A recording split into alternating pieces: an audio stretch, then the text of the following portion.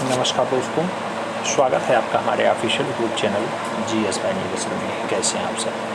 मैं आशा करता हूँ स्वस्थ होंगे, मस्त होंगे और अपनी तैयारी में व्यस्त होंगे। मित्रों, आज की जो क्लास होगी ये आपके वीडियो री एग्ज़ाम स्पेशल होगी और ये आपकी परीक्षा पे अंतिम प्रहार होगा। आपका जो परीक्षा है आप जानते हैं री एग्ज़ाम आपका लगा हुआ है, और वो कब लगा हुआ है तो आपको 26 और 27 यानी कल और परसों की डेट में लगा हुआ है। GS के कुछ महत्वपूर्ण फैक्ट्स हम लोग देखने का प्रयास करते हैं और उसके बाद हम लोग एक हिंदी का भी मैराथन टाइप का क्लास देखेंगे। तो हम मान के चल रहे हैं आप लोगों ने खूब ज़्यादा प्रैक्टिस कर रखी होगी, खूब ज़्यादा पढ़ रखा होगा, लेकिन थोड़ा सा रिवीजन आज भी कर लो। जैसे पॉइंट बाय पॉइंट दिया गया है, हिस्ट्री पॉलिटी आपका इसमें लगभग कवर हो जाने वाला है। कुल 7 अरण्यक उपलब्ध होते हैं। मित्रों, अरण्यक क्या होता है? अरण्यक जो है वो ब्राह्मण ग्रंथ का अंतिम भाग होता है। क्या होता है? ब्राह्मण ग्रंथ का अंतिम भाग होता है। आप जानते होंगे ब्रह्म का अर्थ होता है ज्ञान, ब्रह्म का अर्थ होता है क्या? यज्ञ। तो ब्रह्म का अर्थ होता है यज्ञ। मित्रों, आप जानते हैं जो यज्ञों के विषय में प्रतिपादन करने वाले ग्रंथ होते हैं उन्हीं को हम लोग ब्राह्मण कहते हैं।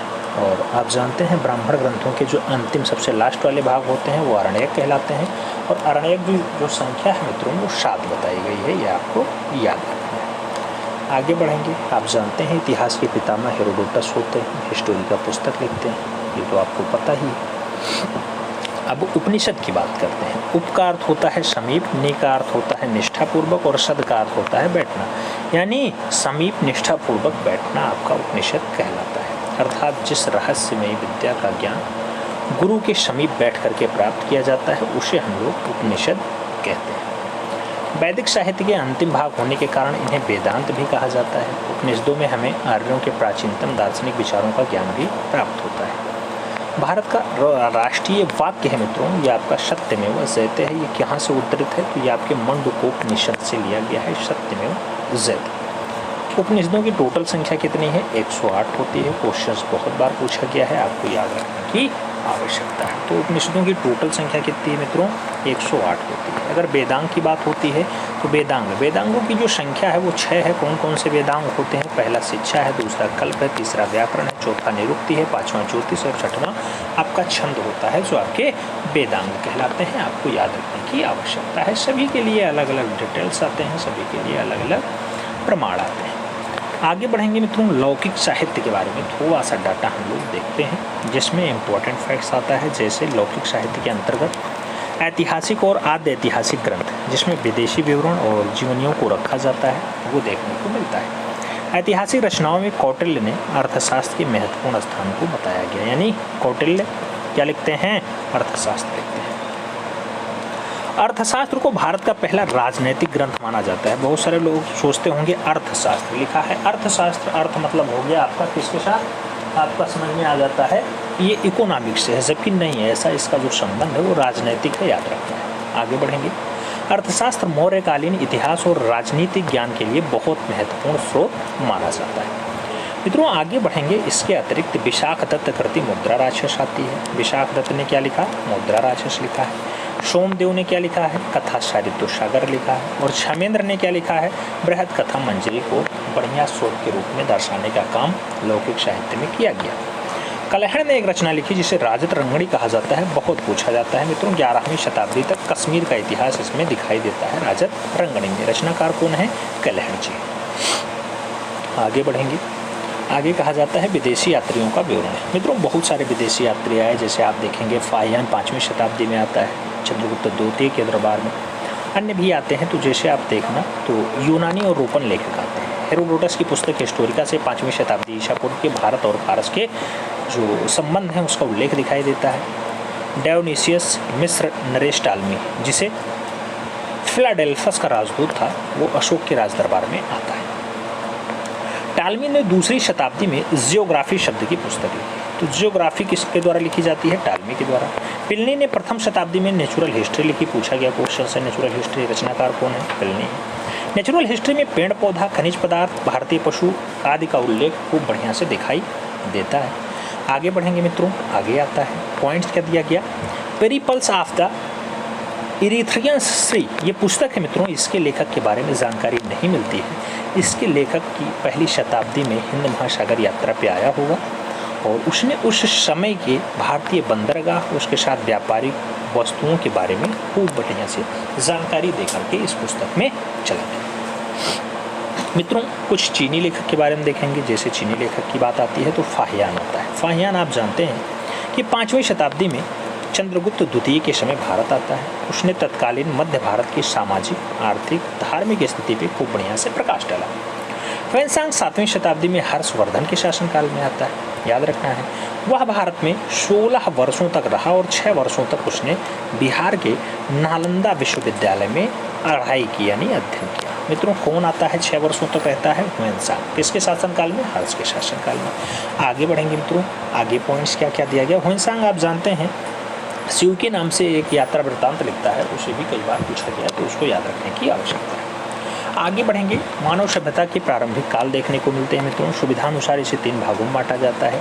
एक तो पुरापाषाण काल, दूसरा मध्य पाषाण काल और तीसरा आपका नवपाषाण काल होता है। अगर हम बात करें तो बहुत लंबा चौड़ा डाटा देखने को मिल जाएगा, लेकिन एक्स्ट्रा पढ़ने से अच्छा है कुछ इंपॉर्टेंट फैक्ट्स जो बिल्कुल छप सकते हैं उन्हें हम कराने का प्रयास कर रहे हैं। बाकी आप लक बाई चांस होता है कैसा आपका पेपर बनता है। भीमबेटका में जो गुफा पाई जाती है पुरापाषाण काल की होती है। आप जानते हैं पहिए का प्रयोग जो है वो नवपाषाण काल में होता है। नवपाषाण काल में पहिया। कृषि का आविष्कार नवपाषाण काल। मानव द्वारा आग का सर्वप्रथम प्रयोग नवपाषाण काल। मेहरगढ़ में क्या मिलता है? प्राचीनतम साक्ष्य मिलता है कृषि का, याद रखना है मेहरगढ़ में। और आगे बढ़ेंगे, पशुपालन का प्रारंभिक जो क्या दिखाई देता है तो पशुपालन का प्रारंभ जो है वो मध्यपाषाण काल में ही आपको देखने को मिल जाता है। पशुपालन के साक्ष्य भारत में कहाँ से? तो आजमगढ़ यानी होशंगाबाद मध्य प्रदेश में दिखाई देता है। और बागौर जो है वो भीलवाड़ा राजस्थान वाला होता है, वहाँ पे आपका पशुपालन का साक्ष्य देखने को मिलता है। तो आजमगढ़ और बागौर 2 जगह आपको पशुपालन का साक्ष्य देखने को मिलेगा। आगे बढ़ेंगे मित्रों, और क्या आता है? जैसे आप मध्यपाषाण काल में जाएंगे तो मदहा या महदहा, कई जगह मदहा कई जगह महदहा लिखा मिलता है। इसे प्रतापगढ़ उत्तर प्रदेश वाला है। यहाँ पे हड्डी और सींग से निर्मित एक बढ़िया उपकरण देखने को मिलता है। और आगे बढ़ें, कुछ अन्य नाम देखेंगे जिसमें आपका बहुत सारा दृश्य छुपा होगा। हालांकि आप लोग ये तो जानते ही हैं कि सबसे पुराना वेद कौन सा है? ऋग्वेद है। सबसे लेटेस्ट वाला कौन सा है? अथर्ववेद है। इसमें गद्य पद्य दोनों आता है, ये सब आप जानते हो। वैदिक संस्कृत ग्रामीण रही है, याद रखना है। आर्यों की भाषा संस्कृत रही है। कला भाषा का जो शब्द है वो संस्कृत भाषा का शब्द होता है, ये भी आपको याद रखना है। अब आगे बढ़ेंगे, बिंदुसार के बारे में थोड़ा सा देखेंगे। चंद्रगुप्त मौर्य का पुत्र होता है बिंदुसार। 297 ईसा पूर्व में मगध की गद्दी पे बिंदुसार बैठता है। बिंदुसार की माता का नाम दुर्धरा होता है, कभी कभी पूछा गया क्वेश्चन, याद रखना है। और बिंदुसार को अमित्र घात यानी शत्रु विनाशक के रूप में भी जाना जाता है और कुछ लोग इसे सिंहसेन के नाम से भी पुकारते हैं। तो बिंदुसार को सिंहसेन और अमित्र घातक के नाम से पुकारा जाता है, याद रखना है। आगे बढ़ेंगे मित्रों, अशोक के बारे में बात होगी। तो अशोक के बारे में क्या लिखा गया कि बिंदुसार के बाद उसका पुत्र अशोक मगध की गद्दी पे बैठेगा। अशोक का राज्याभिषेक 269 ईसा पूर्व में हुआ था। राजा बनने से पहले अशोक जो है अमंती यानी उज्जैनी का उपराजा यानी वायसराय हुआ करता था। अशोक की माता क्या नाम है? शुभद्रांगी। कई जगह आपको शुभद्रांगी लिखा मिलेगा, कई जगह आपको शुभांगी। बहुत सारे लोग जल्दबाजी में लिख देते हैं, तो जैसा आपके समझ में आए वैसा लगाना। पुराणों में अशोक को अशोकवर्धन के नाम से पुकारा गया है। आप जानते हैं टोटल 18 पुराण होते हैं, 4 वेद होते हैं, 108 उपनिषद अभी आपने देखा ही है। आगे बढ़ेंगे मित्रों। अच्छा, उपनिषद की संख्या 108 है। अरे मित्रों, आपके जो उसकी बात है, किसकी बात अभी हमने की थी? उपनिषदों की संख्या 108 बताई थी ना। हाँ, उपनिषद 108 होते हैं। उपनिषद 108 होते हैं, वेदांग आपके 6 होते हैं, जिसमें शिक्षाकल्प आपका आता है, शिक्षाकल्प व्याकरण, निरुक्त ज्योतिष और छंद की बात होती है। आगे बढ़ें। आगे कहा जाता है मित्रों कि मिस्की मिस्की, गुर्जरा, नेतुर और उडयगोल्लम अभिलेख में उसका नाम जो है वो अशोक दिखाई देता है। अभिलेखों में अशोक को देवनाम प्रिया तथा देवनाम प्रियदर्शी उपाधियों से संबोधित किया गया। ये अशोक के नाम होते हैं। राज्याभिषेक के 8 वर्ष बाद 261 ईसा पूर्व में अशोक ने कलिंग पे आक्रमण कर दिया और कलिंग जीता। यानी कलिंग वाला कौन सा बेल्ट होता है? आपका बगल वाला, जहाँ नवीन पटनायक जी का राज होता है। ठीक है। अशोक को उपगुप्त ने बौद्ध धर्म में दीक्षा दिया था। तो ये पूछा जाता है उपगुप्त किसके गुरुजी रहे हैं? तो ये अशोक के गुरुजी रहे। अशोक ने आजीवक संप्रदाय के अनुयायियों को रहने के लिए बराबर की पहाड़ियों में जो है 4 गुफाएं बनवा दी थी, जिसका नाम लोमहर्ष ऋषि, कर्ण चौपार, सुदामा और विश्व झोपड़ी रख दिया था। इन चारों गुफाओं के बारे में थोड़ी बहुत जानकारी कभी कभी पूछ लेता है। अब थोड़ा सा आगे बढ़ेंगे, बहुत ज़्यादा डीप में पढ़ने की आवश्यकता नहीं है। अब थोड़ा सा कश्मीर के बारे में देख लेते हैं मित्रों। कश्मीर शाहूदेव नामक एक हिंदू ने 14वीं शताब्दी के प्रारंभ में कश्मीर में हिंदू राज्यवंश की स्थापना की थी। कश्मीर का प्रथम मुस्लिम शासक क्या होता है? शाम मीर होता है। 1420 में अली शाह का भाई शाही खान जो जैन अलाब्दीन के नाम से सिंहासन पर बैठता है, वो कश्मीर का राजा होता है 1420 में। जैनुल आब्दीन धार्मिक रूप से सहिष्णु शासक था, जिसके कारण इसे कश्मीर का अकबर भी कहा जाता है। एक बार पूछा गया है, उपनाम याद रखना है। जैनुल आब्दीन के लिए कश्मीर का अकबर शब्द पूछा जाता है, लगाया जाता है, कई बार प्रयोग किया गया है। और आगे बढ़ेंगे मित्रों। अब थोड़ा सा आपका भारत के सिराज हिंद के बारे में देख लेते हैं। जैसे जौनपुर शहर से क्वेश्चंस बन ही जाता है, तो दिल्ली सल्तनत की दुर्बलता का लाभ उठा करके मलिक सरवर ने जौनपुर में स्वतंत्र सर की राजवंश की नींव डाली। साहित्य और स्थापत्य कला में उन्नति के कारण ही जौनपुर को भारत का सिराज हिंद कहा जाता है। तो स्थापत्य कला और साहित्य में बहुत आगे था, इसीलिए इसे सिराज हिंद कहा जाता है। इब्राहिम शाह जो 1408 में अटाला मस्जिद का निर्माण करवाता है, और हुसैन शाह सर की इस वंश का अंतिम शासक भी माना जाता है। तो आपसे खूब पूछा जाता है अटाला मस्जिद कहाँ पे है? लोग कहते हैं जौनपुर में है। किसने बनवाया? इब्राहिम शाह के द्वारा बनवाया जाता है। ये बात आपकी थोड़ी सी हो गई, किसके लिए? जौनपुर। अब आगे बढ़ेंगे, थोड़ा सा मांडू के बारे में जान लेते हैं। जैसे आप देखना, तो मांडू में हिंडोला महल, मित्रों मांडू में एक है हिंडोला महल। इसका निर्माण गयासुद्दीन खिलजी के द्वारा करवाया गया था। मेवाड़ की अगर बात करते हैं, अलाउद्दीन खिलजी ने 1303 में मेवाड़ के गुहिलौत राजवंश की जो शासक रहे हैं रतन सिंह को पराजित करके मेवाड़ को दिल्ली सल्तनत में मिलाने का काम कर लेता है। बाद में गुहिलौत राजवंश का एक शासक जो आपका सिसोदिया वंश होता है कि हमीर देव के मेवाड़ में स्वतंत्रता के साथ काम करना स्टार्ट कर देता है। राणा कुंभा की अगर बात होती है मित्रों, तो राणा कुंभा आप जानते हैं कि 1448 में चित्तौड़ के एक विजय स्तंभ का निर्माण करवाते हैं, और चित्तौड़ में विजय स्तंभ राणा कुंभा के द्वारा ही बनवाया जाता है। खानवा का युद्ध 1527 में राणा सांगा और बाबर के बीच होता है, जिसमें बाबर विजयी होता है। और इसी के बाद आप जानते हैं कि यहाँ पे क्या आ जाता है? मुगलिया सल्तनत आ जाता है। हल्दी घाटी का युद्ध अगर बात किया जाता है 1576 में होता है, खूब पूछा जाता है। राणा प्रताप और अकबर के बीच होता है। खूब ज़्यादा क्वेश्चंस आपके सामने ये हल्दी घाटी का युद्ध लेकर के आता है। अब थोड़ा सा अकबर के बारे में देख लेते हैं मित्रों। अकबर की अगर बात होती है, आप जानते हैं 15 अक्टूबर 1542 को हुमायूं की पत्नी हमूदा बानो बेगम के गर्भ से अमरकोट के राणा वीरसाल के महल में अकबर का जन्म होता है। अकबर का राज्याभिषेक लगभग 13 वर्ष, कई जगह 14 वर्ष देखने को मिलता है। आयु होती है 14 फरवरी 1556 को कालानौर में। उसके संरक्षक बैरम खां होते हैं। उसी पे एक ईंटों का सिंहासन बनाया जाता है, जहां अकबर का राज्याभिषेक किया जाता है। 5 नवंबर 1556 को अकबर और हेमू के बीच पानीपत का दूसरा युद्ध हो जाता है। बीरबल का बचपन का नाम महेश दास होता है। अकबर के दीवान टोडरमल ने भू राजस्व के क्षेत्र में दुशाहला व्यवस्था की ख्याति अर्जित कर दी थी। अकबर के दरबार में प्रसिद्ध संगीतकार तानसेन भी रहा करते थे।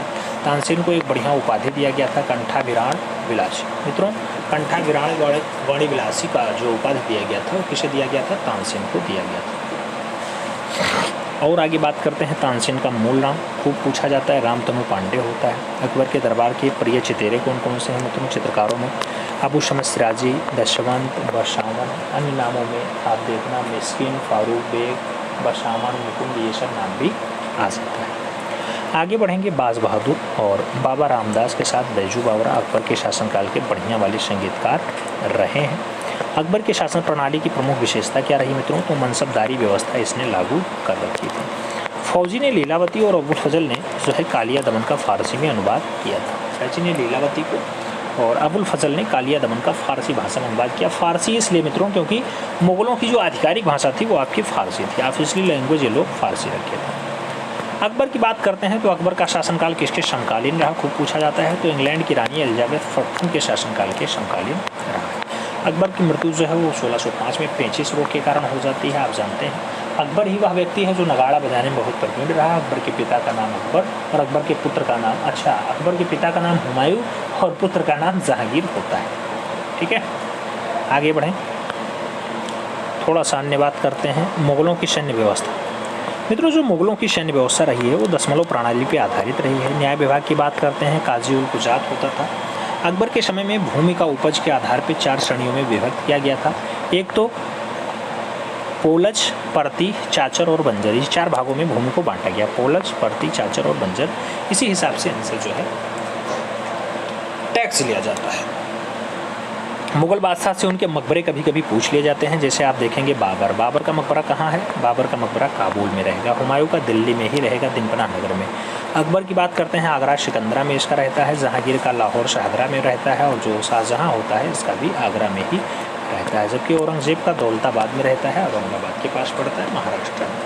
तो इस टाइप से कुछ खास नाम थे जो मुगलिया काल के साथ जुड़े रहे और इनके मकबरों के बारे में बात हो जाती है। अब मराठों के बारे में थोड़ा सा बात कर लेते हैं। मराठा, शिवाजी को मराठा साम्राज्य का संस्थापक कहा जाता है। शिवाजी का जन्म जो है वो 6 अप्रैल 1627 या फिर 19 फरवरी 1630 को सिवनेर के दुर्ग में हुआ था। शिवाजी के पिता का नाम शाहजी भोसले और माताजी का नाम जीजाबाई हुआ करता था। अब कुछ अन्य नामों की अगर बात करते हैं तो कुछ खास जो है युद्ध हुए, जैसे तृतीय अंगल मराठा युद्ध खूब पूछा जाता है, 1817-18 में हुआ है। पाश्चात्य पेशवा का वंशानुगत पद जो है समाप्त कर दिया जाता है तृतीय अंगल मराठा युद्ध के बाद। पेशवा बाजीराव द्वितीय अंतिम पेशवा बनते हैं। सिख और अंग्रेज के संबंध कैसे रहे देखना। सिख धर्म के संस्थापक गुरु नानक देव होते हैं। मित्रों, आप जानते हैं सिख के जो है गुरु नानक देव होते हैं। और जैन धर्म में आप जानते हैं टोटल 24 तीर्थंकर होते हैं जैनों की जब बात आती है। ठीक है, जैन में अनीश्वरवादी होते हैं। जैन जिसमें आप जानते हैं सम्यक दर्शन, सम्यक ज्ञान और सम्यक आचरण की बात होती है, वो आपके जैन धर्म वाले होते हैं। सबसे अंतिम वाले महावीर स्वामी होते हैं। सबसे पहले वाले ऋषभदेव होते हैं, ऋषभदेव जिनका प्रतीक चिन्ह बैल होता है। दूसरा आजादनाथ होते हैं, हाथी होता है। शंभुनाथ घोड़ा होता है। अभिनंदन बंदर होता है। सुमितनाथ चकवा होता है। कदम्बर कमल होता है। ऐसे जब लास्ट में चलेंगे 22वें नंबर पे नेमिनाथ आते हैं, शंख होता है। और पार्श्वनाथ का सर्वस्वर्ण होता है। महावीर स्वामी का जो है वो सिंह होता है, प्रतीक चिन्ह। मित्रों, गुरु नानक देव की बात करते हैं। 1469 में पंजाब के निकट तलवंडी नामक स्थान पर इनका जन्म होता है। 1539 में करतारपुर में गुरु नानक देव की मृत्यु हो जाती है। आगे बढ़ेंगे, गुरु अंगद देव की बात होती है। 1539 से 1552 तक ये रहे हैं, सिक्खे के दूसरे गुरु रहे हैं। गुरु अंगद देव ने गुरुमुखी लिपि का आविष्कार किया था। ये पूछा जाता है गुरुमुखी लिपि किसकी देन है, तो आपके अंगद देव की देन है, जो सिखों के दूसरे गुरु माने जाते हैं। अकबर ने गुरु रामदास को जो है 500 बीघे की ज़मीन प्रदान की थी, और इसी 500 बीघे में वर्तमान समय में अमृत नगर की स्थापना, यानी अमृतसर नगर जो है, जो आपका हरमंदिर साहब का प्रमुख मंदिर है, वो भी आपके यहीं पे है। आगे बढ़े, गुरु अर्जुन देव की बात होती है। आदि ग्रंथ की रचना इन्होंने की थी, और गुरु अर्जुन को राजकुमार खुसरो की सहायता करने के लिए जहांगीर ने 1606 में मृत्युदंड सुना दिया था, मृत्युदंड दे दिया। सिखों के 9वें गुरु तेग बहादुर रहे हैं, 1664 से 1675 तक रहे हैं। और गुरु गोविंद सिंह का आप जानते हैं कि 1675 से 1708 तक सिखों के 10वें और अंतिम गुरु ये माने जाते हैं। आगे बढ़ेंगे, गुरु गोविंद सिंह का जो जन्म है मित्रों, आप जानते हैं 1666 में पटना में होता है। गुरु गोविंद सिंह ने 1699 में बैसाखी के दिन खालसा पंथ का जो है स्थापना कर दिया था। और गुरु गोविंद सिंह ने सिख अनुयायियों को 5 वस्तु दिए। एक तो केश, दूसरा कंघा, तीसरा कच्छ, चौथा कृपाण और 5वां कर्ण। तो इस पर से जो है वो सिखों को 5 डाटा देने का काम किया, 5 डाटा वो धारण करते हैं। गुरु गोविंद सिंह की हत्या 1708 में दक्षिण भारत के नादेड़ नामक स्थान पे एक पठान ने कर दी थी। गुरु गोविंद सिंह की हत्या हुई थी। बंदा बहादुर ने प्रथम सिख राजवंश की जो है स्थापना की थी, वो बंदा बहादुर करता है। बंदा बहादुर को फर्रुख हसियार के शासनकाल में मृत्युदंड दे दिया गया था। रणजीत सिंह 1799 में लाहौर के शासक बनते हैं। रणजीत सिंह का संबंध जो है वो सुकरचकिया मिसल से रहा है। और रणजीत सिंह का जो राज्य रहा है वो 4 सूबे में बटा रहा है मित्रों, पेशावर, कश्मीर, मुल्तान और लाहौर। रणजीत सिंह की जो साम्राज्य की राजधानी रही वो आपकी लाहौर रही। रणजीत सिंह को कोहिनूर का हीरा शाह सूजा से जो है प्राप्त होता है। अब प्रथम विश्व युद्ध की बात करते हैं मित्रों। आपसे पूछा जाएगा, युद्ध के बाद 28 जून 1919 को जर्मनी के साथ वारसाई की संधि होती है और युद्ध आपका समाप्त हो जाता है। आप जानते हैं 1914 शुरू होता है, 1919 में खत्म होता है। प्रथम विश्व युद्ध के मूलभूत जो परिणाम रहे उसमें उदारवाद व जनतंत्रवाद का विकास होता है और संघ राष्ट्र संघ की या संयुक्त राष्ट्र संघ की जो है स्थापना हो जाती है। जर्मनी में राष्ट्रवाद और नाजीवाद की बात आती है तो हिटलर के नेतृत्व में जर्मनी में नाजी दल का जो है उत्थान हुआ है। जर्मनी में नाजी दल का उत्थान हुआ है। 30 जनवरी 1933 को हिटलर जर्मनी का चांसलर बनता है। हिटलर बहुत खतरनाक, आप जानते हैं, 2 अगस्त 1934 को राष्ट्रपति हिंडनबर्ग की मृत्यु के बाद हिटलर ने चांसलर के साथ साथ फर्रुख हसियार यानी सर्वोच्च नेता की उपाधि भी ले ली थी। मेरा संघर्ष हिटलर की आत्मकथा है। खूब पूछा जाता है मैन काम्फ, कई जगह मेन काम्फ शब्द आता है, कई जगह मेरा संघर्ष शब्द आता है। एसएससी का बहुत पॉपुलर क्वेश्चन रहा है, ये पूछा जाता रहा। तो ये हिटलर की ऑटोबायोग्राफी है मेन काम्फ।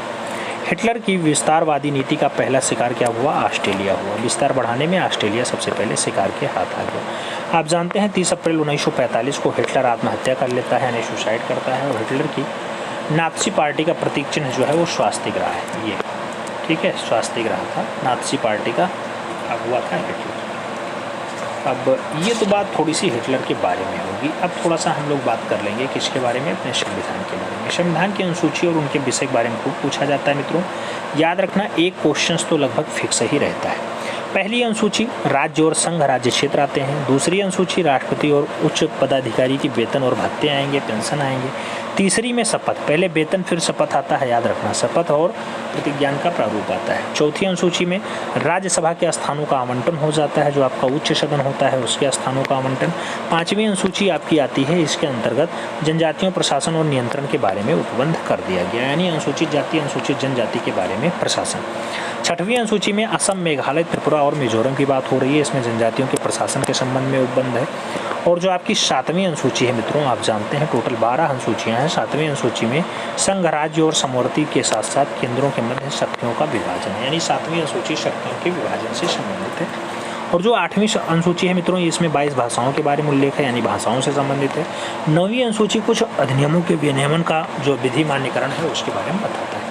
कई बार मिलान करने को देता है, तो उसमें भी आपको याद रखने की आवश्यकता है। 10वीं अनुसूची दल बदल के अधिकार की अयोग्यता के बारे में बताता है। और जो 11वीं अनुसूची है पंचायतों से संबंधित प्रावधान है। और जो 12वीं अनुसूची है भी लेटेस्ट में नगर पालिका का संबंध होगा उससे संबंधित है आपकी 12वीं अनुसूची। तो कुल मिलाकर के संविधान में 12 अनुसूचियों की बात की गई है। 12वीं अनुसूची आपके दिमाग में सदैव बैठा होना चाहिए, याद रहना चाहिए। मित्रों आगे बढ़ेंगे, अनुसूचियों की तो आपने बात कर ही ली। अब थोड़ा सा आगे बढ़ें, अनुसूचियों की बात क्या करेंगे? संघ राज्य क्षेत्र आप जानते हैं 1 से 14 तक अनुच्छेद होता है। जो आपका 20वां संविधान है या भाग 20वां है, इसमें क्या है? संविधान संशोधन 368 में आता है। सभी के अलग अलग उपबंध होते हैं। तो ऐसे भारत के नए राज्यों के गठन की बात कर लें, जैसे आप जानते हैं आंध्र प्रदेश। मित्रों आंध्र प्रदेश जो है ये 1 अक्टूबर को आता है, 1 अक्टूबर 1953 को अस्तित्व में आया। गुजरात महाराष्ट्र 1 मई 1960 को आया। नागालैंड आपका 1 दिसंबर 1963 को आया। हरियाणा आपका 1 नवंबर 1966 को अस्तित्व में आया। हिमाचल प्रदेश की बात होती है सुखविंदर सुक्खू वाले की, तो ये 25 जनवरी 1971 को आया। और मणिपुर, मेघालय और त्रिपुरा की जब बात आती है तो 21 जनवरी 1972 का नाम आता है। सिक्किम की बात होती है मित्रों, आपका 16 मई 1975 की डेट आती है। और मिजोरम और अरुणाचल प्रदेश की जब बात आती है तो 20 फरवरी 1987 को जो है इसका अस्तित्व होता है। जबकि गोवा की बात होती है प्रमोद सावंत और मनोहर पर्रिकर वाला मित्रों, तो प्रमोद सावंत वर्तमान में मुख्यमंत्री हैं गोवा के, तो 30 मई 1987 को अस्तित्व में आता है गोवा। छत्तीसगढ़ की अगर बात होती है मित्रों, आप जानते हैं जो छत्तीसगढ़ है 1 नवंबर 2000 को आया। उत्तराखंड आपका 9 नवंबर 2000 को आया। झारखंड आपका 15 नवंबर 2000 को आया। और तेलंगाना आपका 2 जून 2014 को अस्तित्व में आया था। ये थोड़ा सा राज्यों के बारे में बात हो गई, राज्य कहाँ से उल्लेखित हुए हैं। अब थोड़ा सा हम लोग बात करेंगे आगे चल करके कि सदस्यों की संख्या कितनी है, जैसे पूछा जाता है। अभी लेटेस्ट में आप जानते हैं चुनाव होने वाला है। अब चुनाव में राज्यसभा जो आपका उच्च सदन है उसके सदस्यों की संख्या हम थोड़ा सा देखेंगे। जैसे मित्रों आप जानते हैं राज्यसभा जो सबसे उच्च सदन होता है कभी नहीं भंग होता है। 6 साल वहाँ के सदस्य रहते हैं। 2/3 सदस्य जो है हर साल क्या करते रहते हैं? मुक्ति लेते रहते हैं, ठीक है। आंध्र प्रदेश की बात करते हैं, 11 लोग हैं। असम के लिए 7 सदस्य हैं। छत्तीसगढ़ के लिए 5 सदस्य। गुजरात के लिए 11 सदस्य। हिमाचल प्रदेश में 3 सदस्य। झारखंड में 6 हैं और केरला में 9 सदस्य हैं। महाराष्ट्र में 19। अरुणाचल प्रदेश में आपके 1 सदस्य। बिहार में आपके 16 सदस्य। गोवा में आपके 1 सदस्य। हरियाणा में आपके 5 सदस्य। और जम्मू और कश्मीर में 4 सदस्य हैं। कर्नाटका में 12 सदस्य। मध्य प्रदेश में 11 सदस्य और मणिपुर में 1 सदस्यों का प्रावधान है राज्यसभा में। बात करते हैं आगे मित्रों, तो महाराष्ट्र में आपने 11 दे के ही रखा है। महाराष्ट्र आपका 11 है ही। और अच्छा महाराष्ट्र 11 है, महाराष्ट्र में 19 है, मेघालय में 1 है, नागालैंड 1 है, उड़ीसा में 10 है, पंजाब में आपके 7 हैं, सिक्किम में आपके 1 हैं, त्रिपुरा में आपके 1 हैं, उत्तराखंड में आपके 3 हैं, तेलंगाना में 7 सदस्यों की बात की गई। मणिपुर में 1 है, मिजोरम में 1 है, दिल्ली जो राष्ट्रीय राजधानी क्षेत्र है, राज्यसभा के सदस्यों की संख्या 3 होती है मित्रों। जो पौंडीचेरी होता है उसमें 1 है, राजस्थान में आपके 10 सदस्य हैं, तमिलनाडु में आपके 18 और यूपी में सबसे ज़्यादा 31 हैं, जबकि पश्चिम बंगाल में आपके 16 सदस्यों का प्रावधान किया गया। ये तो आपकी बात हो गई किसकी, उच्च सदन की यानी राज्यसभा। मित्रों आप जानते हैं संविधान निर्माण में कुल जो है 2 वर्ष 11 माह 18 दिन का समय लगता है और जो संविधान की अंतिम बैठक होती है वो 24 जनवरी 1950 को होती है। 1950 को अंतिम बैठक होती है। 22 भाग 8 अनुसूचियाँ और 395 अनुच्छेद सबसे पहले हुए थे जब 26 नवंबर 1949 को संविधान सभा द्वारा पारित किया गया था। ठीक है, आगे बढ़ें। राष्ट्रीय गीत कब अपनाया जाता है? जो आपकी राष्ट्रीय गीत यानी क्या है सारे जहाँ से अच्छा राष्ट्रीय गीत जल्दी बताइए। बंकिम चंद्र चटर्जी लिखते हैं 24 जनवरी 1950 को जो है अडॉप्ट किया जाता है और राष्ट्र ध्वज जो है वो कब आता है? 22 जुलाई 1947 को आता है, पिंगले वेंकैया वाला राष्ट्रीय ध्वज। आगे बढ़ेंगे मित्रों, आगे बढ़ेंगे और बात करेंगे। मुख्यमंत्री की बात होती है, जैसे राज्य की बात आती है। आप जानते हैं राज्य का मंत्रिपरिषद का प्रधान जो है वो मुख्यमंत्री होता है। इसकी नियुक्ति राज्यपाल करता है। अनुच्छेद 164(2) के अनुसार मंत्रिपरिषद की सामूहिक रूप से विधानसभा के प्रति उत्तरदायी होती है। राज्य विधायिका की अगर बात करते हैं मित्रों, आप जानते हैं राज्य विधानमंडल के निर्माण में राज्यपाल और राज्य विधान मंडल के दोनों सदस्य, जैसे विधानसभा और कहीं कहीं जो है विधानसभा के साथ विधान परिषद भी है, उनसे मिलकर के आपका राज्य विधानमंडल बनता है। वर्तमान में 6 ऐसे राज्य हैं जहां पे आपको ऐसा दृश्य देखने को मिल जाता है। 31 अक्टूबर 2019 का दृश्य है। जैसे आप देखेंगे आंध्र प्रदेश तो 58 लोग वहां पे भी आपके विधान परिषद के यानी MLC हैं। उत्तर प्रदेश में 100 हैं, कर्नाटका में आपके 75 हैं, तेलंगाना में 40 हैं, बिहार में 75 और महाराष्ट्र में 78 विधान परिषदों की बात की गई है। आगे बढ़ेंगे, थोड़ा सा पंचायती राज के बारे में देखेंगे। पंचायती राज एक इम्पॉर्टेंट नाम आता है मित्रों, इसमें खूब सारी व्यवस्थाएं हुई थी, खूब सारा मामला भी उठा था, इसलिए इसे देखना जरूरी हो जाता है। 73वां संविधान संशोधन 1992 में आता है। भारतीय संविधान के भाग 9 के अंतर्गत अनुच्छेद 243 का से ड़ा तक और 11वीं अनुसूची के तहत पंचायती राज की व्यवस्था का प्रावधान कर दिया गया था। 2 अक्टूबर 1959 को तत्कालीन प्रधानमंत्री जवाहरलाल नेहरू द्वारा पंचायती राज का उद्घाटन राजस्थान के नागौर जिले में किया गया था।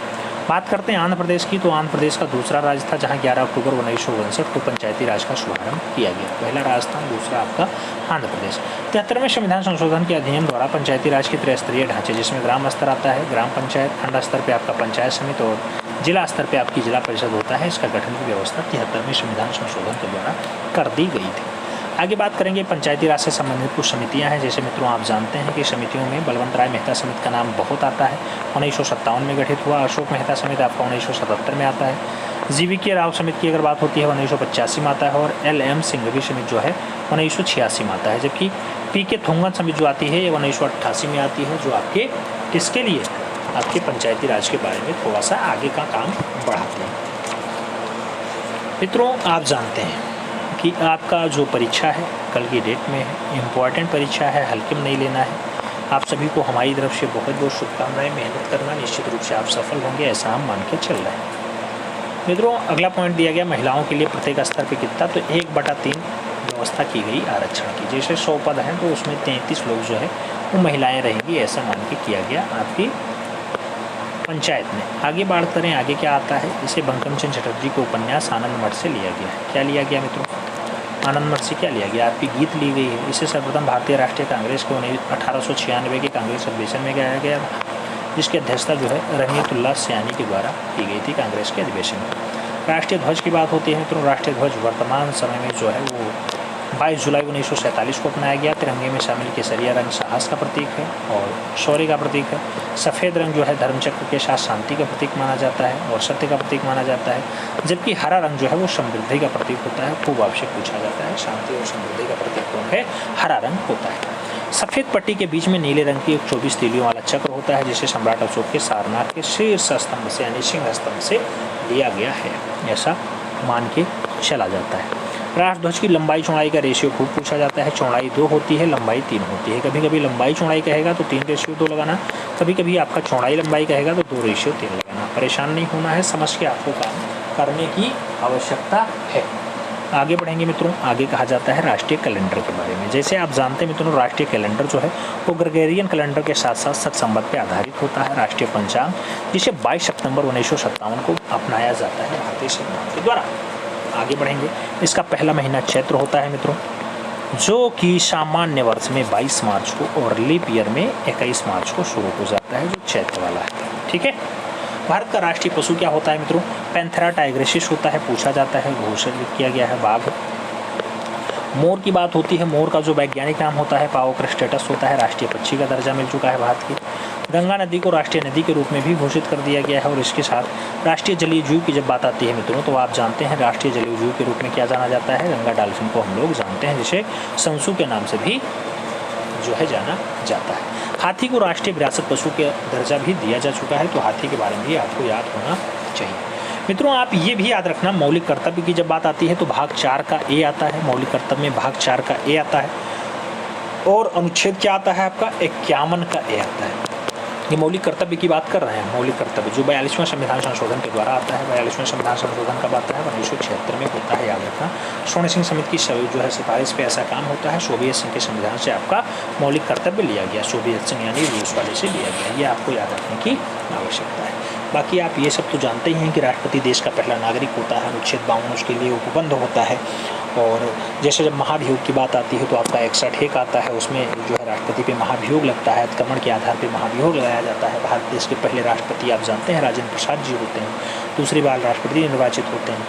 वर्तमान समय में आप जानते हैं कौन राष्ट्रपति है? द्रौपदी मुर्मू जी है। तो ये सब आपके दिमाग में चल रहा होगा, ऐसा मैं मान के चल रहा हूँ। फिलहाल आप लोगों ने सब कुछ पढ़ रखा होगा, मैं ऐसा मान के रख रहा हूँ। लेकिन हाँ, थोड़ी सी आपकी रिवीजन हुई और रिवीजन से कुछ ना कुछ तो आपको देखने को मिला ही होगा। हाँ, ये खूब पूछा जाता है मित्रों, राज्यसभा के सदस्य के लिए 30 वर्ष, याद रखना। अगर राज्यसभा है 30 वर्ष, लोकसभा है 25 वर्ष, राष्ट्रपति के लिए 35 वर्ष, राष्ट्रपति के लिए 35 वर्ष, आपके जो उपराष्ट्रपति हैं उनके लिए भी 35 वर्ष।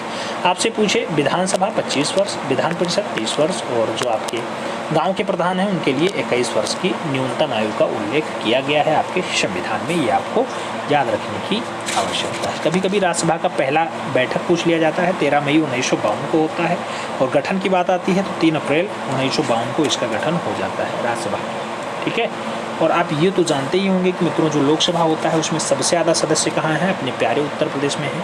लोकसभा के कितने सदस्य हैं? यूपी में 80 होते हैं, आप जानते हैं लोकसभा के 80 सदस्य यूपी में हैं। तमिलनाडु में आपके 39 सदस्य होते हैं, पश्चिम बंगाल में आपके 42 सदस्य होते हैं, राजस्थान में आपके 25 सदस्य होते हैं, केरला में आपके 20 सदस्य होते हैं, बिहार में आपके 40 सदस्य होते हैं, अरुणाचल प्रदेश में आपके लोकसभा के 2 सदस्य होते हैं। और बढ़ें और आगे बढ़ें, कर्नाटका में आपके 28 सदस्य होते हैं। आपका जो महाराष्ट्र है 48 सदस्य होते हैं महाराष्ट्र। मध्य प्रदेश में आपके 29 सदस्य होते हैं, आंध्र प्रदेश में आपके 25 सदस्य होते हैं और असम में आपके 14 सदस्य, जबकि छत्तीसगढ़ में आपके 11 सदस्य होते हैं। ये भी आपको याद रखने की आवश्यकता है। गुजरात में 26 सदस्य आते हैं, 26, झारखंड में 14 और केरला में 20 आते हैं। ये तो आप जानते हैं। हिमाचल प्रदेश में सुखविंदर सिंह सुक्खू वाले में 4 ही आते हैं। तो इस टाइप से कभी कभी घुमा के पूछता है, तो ये आपको याद रखने की आवश्यकता है।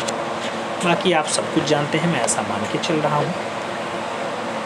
आप सभी को एक बार पुनः बहुत बहुत शुभकामनाएं। खूब आगे बढ़ें, खूब तरक्की करें और इस बार फाइनली अपने लक्ष्य के प्रति आप ईमानदारी से काम करें और फाइनली सेलेक्ट हों। बस यही शुभकामनाएं हैं। मिलते हैं मैं तब तक के लिए दिल से सल्यूट। जय हिंद।